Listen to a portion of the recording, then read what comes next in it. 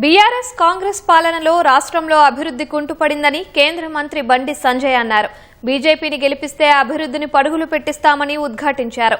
కరీంనగర్ జిల్లా హుజూరాబాద్లో ఎన్నికల ప్రచారంలో పాల్గొన్న కేంద్ర మంత్రి గెలిపిస్తే మున్సిపాలిటీలో పన్నులు పెంచకుండా కేంద్రం నుంచి నేరుగా నిధులు తెచ్చి మున్సిపాలిటీని అభివృద్ధి చేస్తామని పేర్కొన్నారు.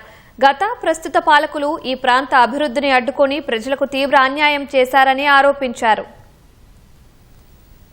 రోడ్లకు పైసలు ఇచ్చింది మేము, కమ్యూనిటీలు కట్టింది మేము, అభివృద్ధి చేసేది మేము. ఇలామే గిన్ని కోట్ల రూపాయలు ఇస్తే హుజూరాబాద్కి ఏమన్నా న్యాయం జరిగిందా?